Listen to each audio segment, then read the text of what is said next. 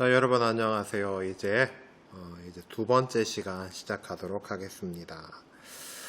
이제 오늘부터는 본격적으로 이제 고대 국어에 대해서 살펴보고요. 그 다음에 고대 국어와 중세 국어도 이제 살펴보게 될 겁니다.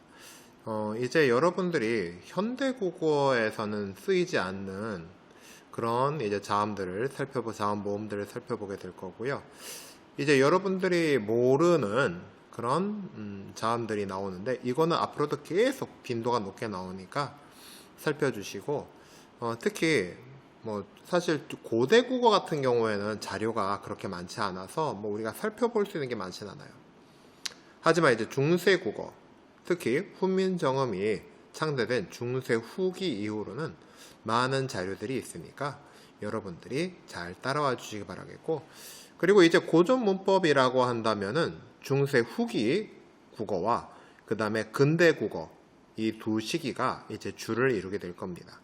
그래서 근대 후기와 근대 국어를 비교하는 것도 필요하고요. 그 다음에 현대 국어와도 비교하는 이런 작업들이 필요합니다. 그래서 아마 여러분이 시험 문제 출제돼도 아마 비슷한 양상이 될 것 같습니다. 자, 그럼 여러분들 지금부터 선생님 수업 잘 따라오시기 바라고요. 그리고 지난 시간에 이제 탑재됐던 프린트물 같이 보면서 이번 수업 진행하도록 하겠습니다.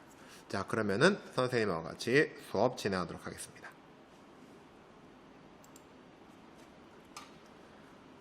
자, 그러면 이제 고대 국어부터 살펴보도록 하겠습니다. 자, 고대 국어 한민족의 형성부터 고려 건국 이전까지의 국어다라고 했습니다.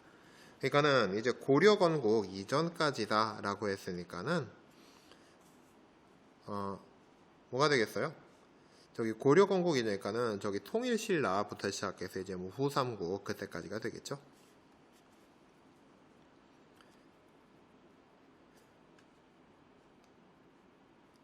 자, 그 다음에 자료가 많이 남아있지 않아. 네, 자료가 많이 남아있지 않아 라고 했는데요.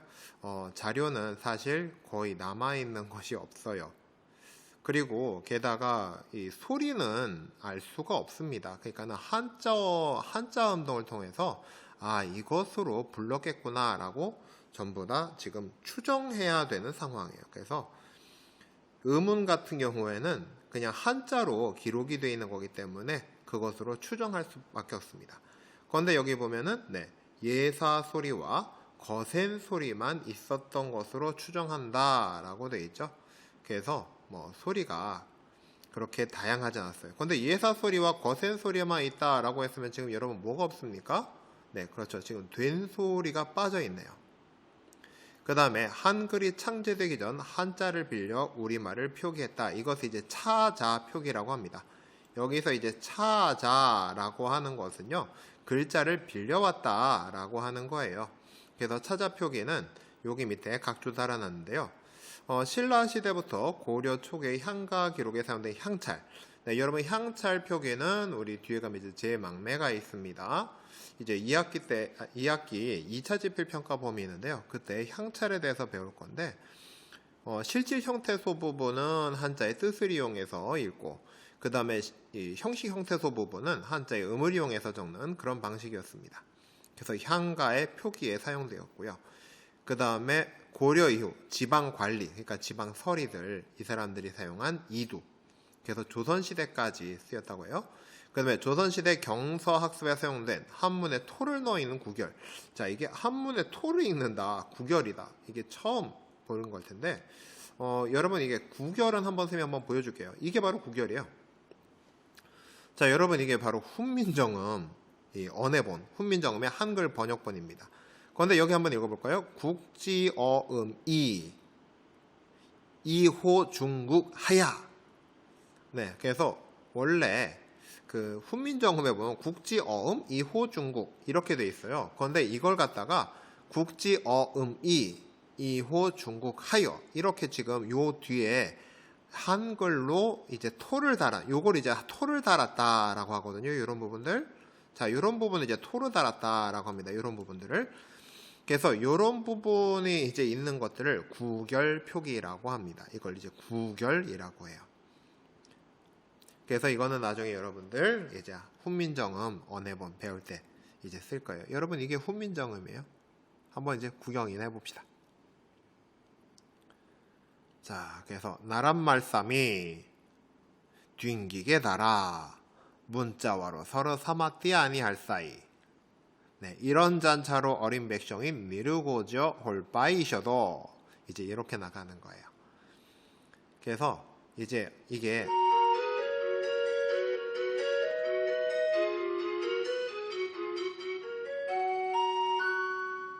종소리 참 우렁차기도 하다.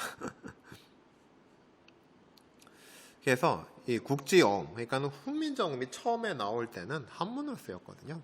그래서 이거에다 이제 해석을 달아놓은 훈민정음 한글 해석본, 언해본 되겠습니다. 자, 다시 고전문법 프린트로 넘어올게요. 자, 단어는요, 붓과 먹 등의 차용어가 사용되었다라고 했습니다. 차용어, 이제 차용어라고 하는 거는 이제 빌려왔다라는 거예요.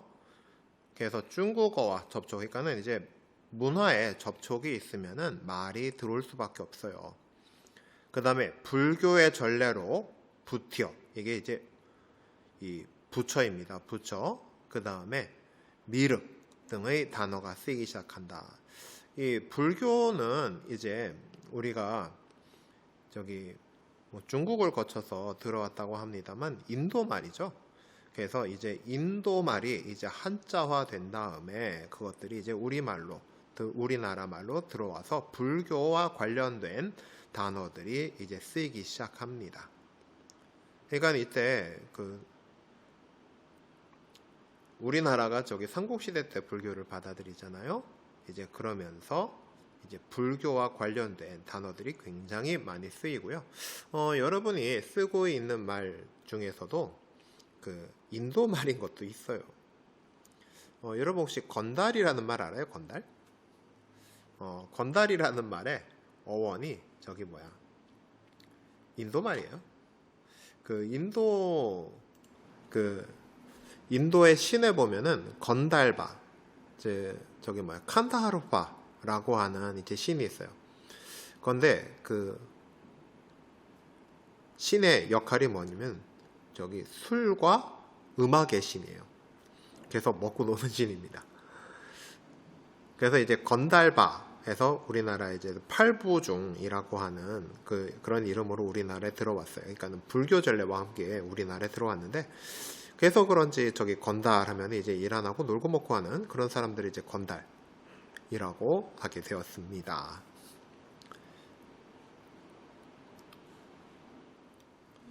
네, 그럼 이어서 이제 본격적으로 중세 국어로 들어가도록 하겠습니다. 네, 중세 국어. 중세 국어는요, 고려 건국 이후, 네, 고려 건국 되면은 이제 어떻게 바뀐다고 그랬죠? 네, 선생님이 전에 얘기했었죠. 고려가 건국되고 나면은 언어의 중심이 어디예요? 경주에서 어디로 이동한다? 네, 경기 지방으로 이동한다 라고 했습니다. 자, 고려 건국 이후 10에서 16세기 국어를 중세 국어다 라고 한다 했습니다.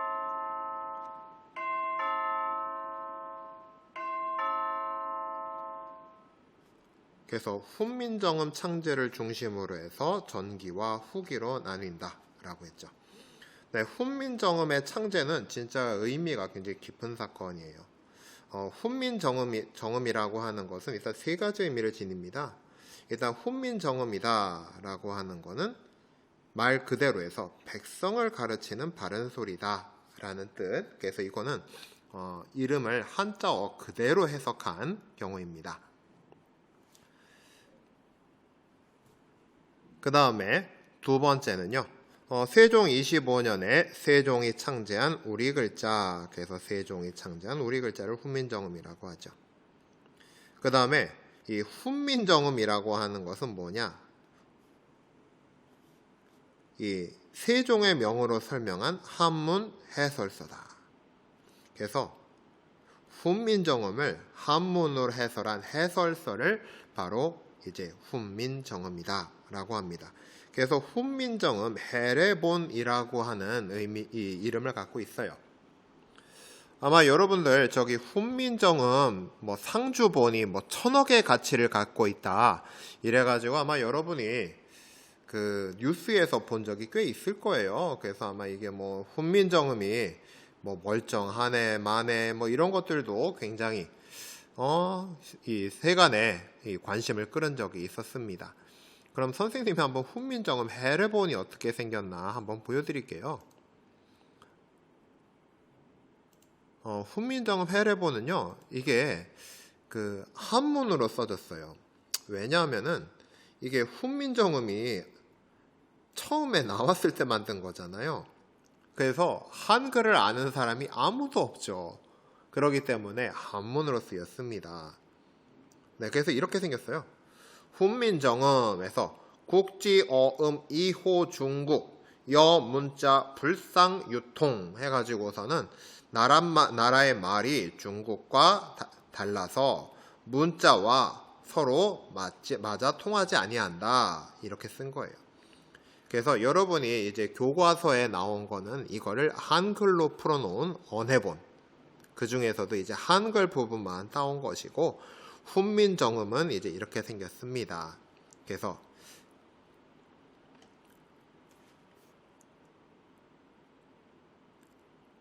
이제 한글로 되어 있는 이제 훈민정음 언해본하고 다른 점은 뭐냐 하면은요.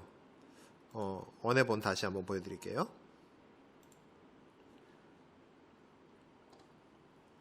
언해본하고 다른 점은 여기 세종어제라고 나와 있죠. 여기 세종어제라고 나와 있는데 이 세종이라고 하는 말은요. 그 세종의 묘라고 하죠. 그래서 왕이 죽은 다음에 붙이는 거예요. 그래서 세종 당시에는 이 세종이란 말을 붙일 수가 없는 거죠. 그래서 이걸 통해서 이 언해본 같은 경우에는 무조건 이건 세종 사후의 문헌이다 라고 하는 걸 알 수 있습니다. 실제로 여러분 지금 보고 계시는 이 세종어제 훈민정음, 즉 훈민정음 언해본은요, 이건 세조 때 나온 거예요. 세조면 세종의 아들이고요. 그 다음에 세종의 아들이 원래 문종이었는데 문종의 아들 단종이 오르죠. 그런데 자기 조카인 단종을 폐위시키고 왕위에 오른 사람이 바로 세조죠. 그래서 그때 나온 거라 세종이라는 말이 쓰였습니다. 그런데 여기 있는 이제 해례본 같은 경우는 어때요? 그냥 훈민정음이라고 돼 있죠. 왜냐하면 세종 때 만든 거라서 세종이란 말이 안 붙어 있습니다. 자, 다시 프린트물로 돌아오겠습니다. 그래서 이 해례본을 일컫는 말이기도 합니다. 자, 훈민정음의 창제 원리는요. 자음자의 창제 원리는 먼저 상형의 원리를 따랐습니다. 그래서 상형이라고 하는 거는 모양을 본뜬다 라고 하는 것을 이제 상형이라고 하죠. 그래서 여기 기역, 니은, 미음, 시옷, 이응 요 글자는 발음기관의 모양을 본땄습니다. 네, 그래서 요 기역, 니은 같은 경우에는 요 둘은요, 이 혀의 모양을 본땄습니다. 그 다음에 미음 같은 경우는요, 미음이 우리 어디 소리예요? 입술 소리죠. 그래서 입술의 모양을 본땄고요. 그 다음에 시옷은 사람의 치아의 모양을 본땄고요. 그 다음에 니은, 이응 같은 경우에는 이제 목구멍의 모양을 본딴 글자입니다. 그 다음에 가획의 원리에 따라서 만들어진 글자. 가획이라고 하는 거는 여기 획을 더하여 밑줄 그어놨죠? 획을 더한다 라는 뜻이 이제 가획이라고 하는 겁니다. 이 가획의 원리는요, 얘는 뭐예요? 기역에다가 하나 더 그으면 키읔이 나오는 거고요. 니은에다가 하나 더 그으면 디귿이 나오죠. 디귿에다 하나 더 그으니 티읕이 나옵니다. 그 다음에 미음에다가 또 하나 그으니 피읍이 나오고 미음에다가 또 그으니까 피읍 나오고요. 그 다음에 시옷에다 가획을 하니까 지읒 나오고, 지읒에다 가획을 하니까 치읒이 나오고, 이응에다가 가획을 하니까 여린 히읗, 그 다음에 또 한 번 더 하니까 히읗이 나오는 겁니다.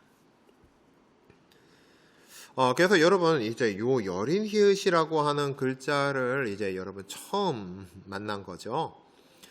여린 히읗은 히읗보다 약한 소리, 그래서 흐가 아니라 이런 소리가 났을 거다라고 이제 예상을 해요. 그런데 지금은 이제 쓰이지 않죠.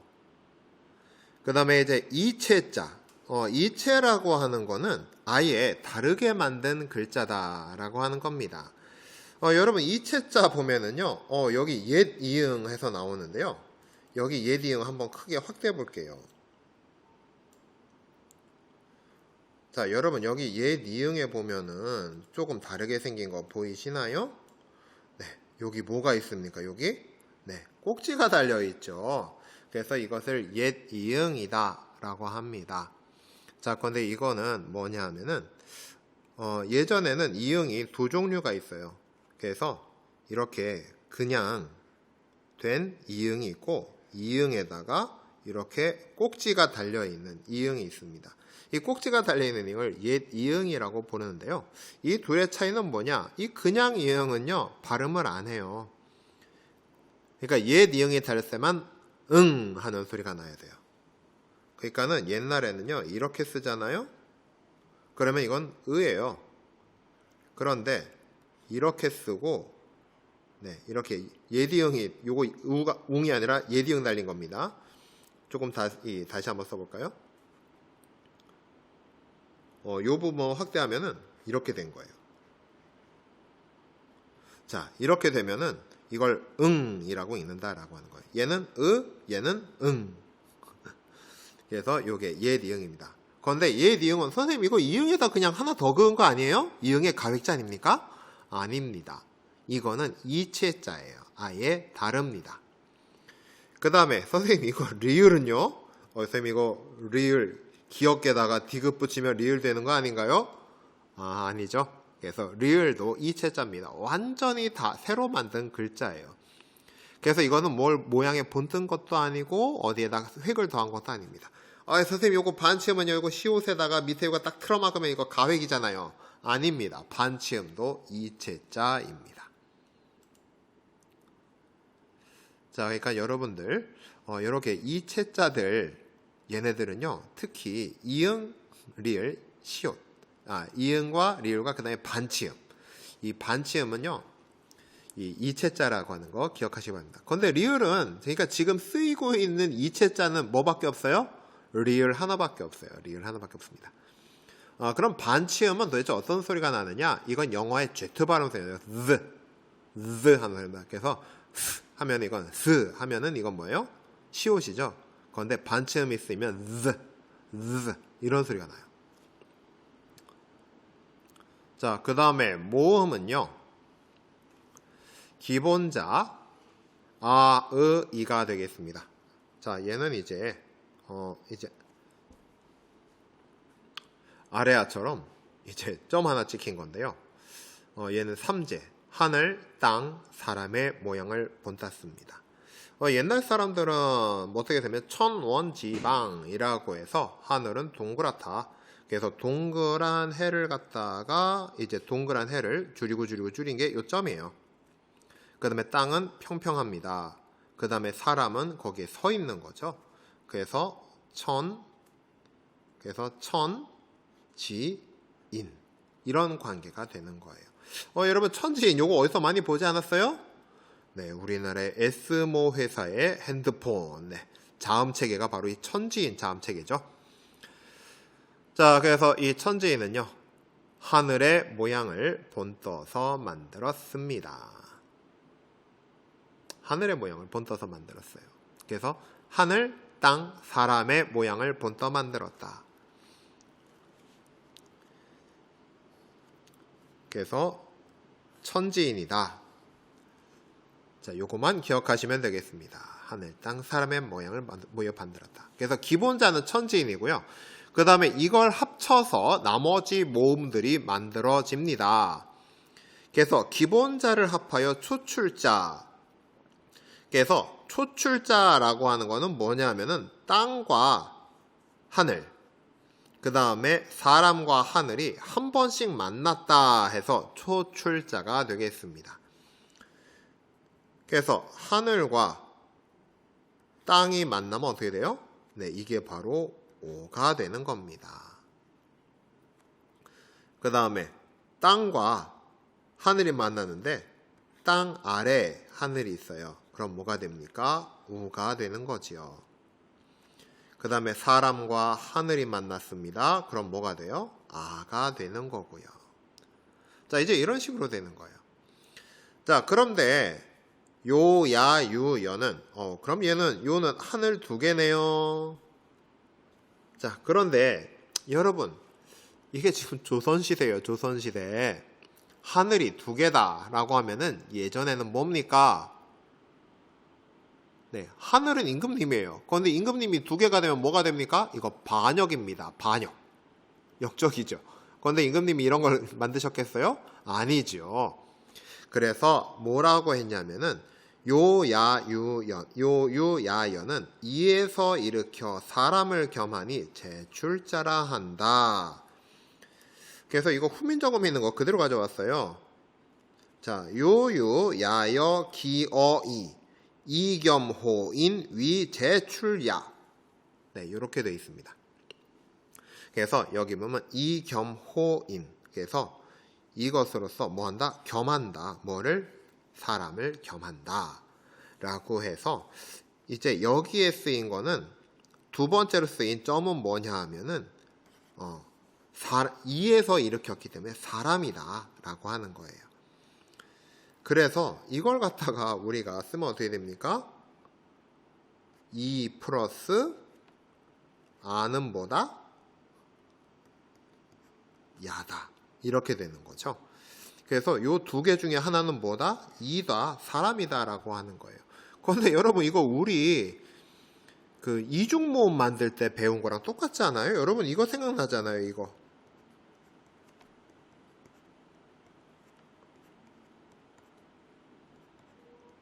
여러분 요거 기억나죠? 요거 반모음. 그래서 이미 세종대왕께서 이제 이중모음을 만들 때 이미 이 반모음의 존재를 알고 계셨습니다. 그래서 그게 바로 이와 관련된 거다. 그래서 오늘날 우리가 아는 거하고 똑같아요. 정말 천재적인 문자 창제가 아닐 수 없습니다. 정말 이때 이런 걸 알고 이 문자를 만들었다는 게 정말 대단해요. 그래서 요거 동그라미가 이 요가 있으면 요 동그라미 두 개 중에 하나는 뭐다? 하나는 하늘이고 하나는 사람이다 라고 하는 겁니다. 그래서 원래 하늘이 두 개면 뭐다? 역모다. 그런데 역모가 두 개면 안 되니까. 그죠? 그래서 하나를 사람이다 라고 했는데 오늘날 현대에 이중모음 만드는 원리와 비교해도 똑같이 떨어진다 라고 볼 수 있겠습니다. 자, 그 다음에 나머지는요, 어떻게 하냐면, 이제 와, 워, 이런 거 있죠? 이건 이제 두 글자를 합쳐서 쓰는 거예요. 그래서 이제 두 글자를 합해서 만든 겁니다. 그래서 기본자와 초출자, 제출자들을 합쳐서도 쓸 수 있습니다. 자, 그 다음에 글자 운용 규정을 보면은 이제 이렇게 해서 모음자와 자음자를 만들었는데 이걸 어떻게 쓰느냐? 그래서 이미 만들어 놓은 글자를 쓰는 방법입니다. 그래서 병서, 연서, 부서가 있습니다. 네, 병서다라고 하는 거 이제 한자로 되어 있어서 여러분 좀 어려울 좀 나란히 쓰기라는 거예요. 그래서 병서는 우리가 쌍자음 만들 때 쓰는 겁니다. 그런데 각자병서, 합용병서가 있습니다. 자, 쌍기역, 쌍니은, 옛날에 쌍니은도 있었어요. 여기 보세요. 심지어 쌍이응도 있습니다. 이것뿐만 아니라 쌍희읍도 있어요. 자, 이런 것들을 만드는 것이 바로 각자병서. 그래서 같은 글자를 두 개 쓰면은 이걸 각자병서다라고 합니다. 합용병서는 합쳐서 쓴다는 얘기죠. 그래서 서로 다른 글자를 나란히 쓰는 것이다.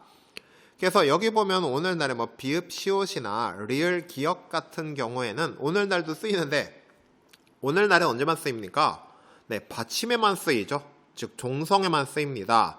그런데 이때는요, 이게 초성에도 왔고요.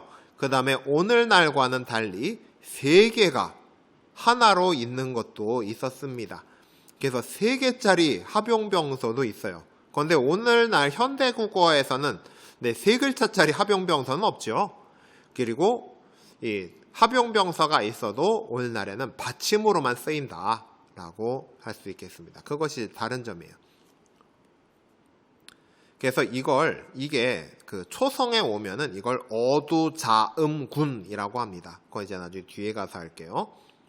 그 다음에 연서, 이어쓰기는요, 위아래로 쓰는 거예요. 그래서 이거 순경음 비읍과 순경음 미음을 만들 때 쓰였는데요. 비읍 아래 이응을 쓰게 되면 어떤 소리가 나냐? 브. 그러니까 브 하는 소리가 나, 브. 브. 약간 이제 영어의 V자 발음할 때처럼 브 하는 소리가 나죠. 그 다음에 순경음 미음도 마찬가지 콧소리 확 섞인 무. 그러니까 무가 나, 무. 이런 소리가 났다고 해요. 자, 그 다음에 부서 같은 경우에는 이제 중성이 초성과 합칠 때 초성을 기준으로 중성을 어디다 쓸 거냐라고 한 겁니다. 그래서 우서 같은 거는 이, 아, 어 쓴 거고요. 여기 얘는 빼주세요. 그래서 이, 아, 어 같은 글자는 우서를 하고, 우서라고 하는 건 오른쪽에 쓴다라고 하는 거죠. 그 다음에 아래아, 오, 우 같은 경우 하서. 그래서 초성 아래에다 쓴다라고 하는 거예요. 그래서 우서, 하서는 이제 초성을 기준으로 한 위치입니다. 그래서 사람들이 가 쓸 때 이렇게 쓰면 안 되잖아요. 그래서 우서다. 그래서 가 오른쪽에 써라. 아는. 그 다음에 그 쓰라니까 이렇게 쓰면 안 되잖아요. 그래서 이건 하서다 해서 초성의 아래에다 써라 라고 하는 것이 바로 우서와 하서가 되겠습니다. 그 다음에 이제 성음은 음절 이루기인데요. 모든 소리는 서로 어울려야 음절을 이룬다 라고 하는 규정입니다. 그래서 모든 글자는 초성, 중성, 종성을 갖춰야 음절을 이룰 수 있다 라는 규정이 있었어요. 그래서 소리값 없는 이응이 받침에 오는 게 이래서 쓰인 거예요. 그래서 소리 없는 이응을 받침에 쓰인 것을 우린 동국정운식 한자음 표기다 라고 합니다. 이 동국정운식 한자음 표기다 라고 하는 거는 나중에 훈민정음 배울 때 다시 한번 설명할 건데요.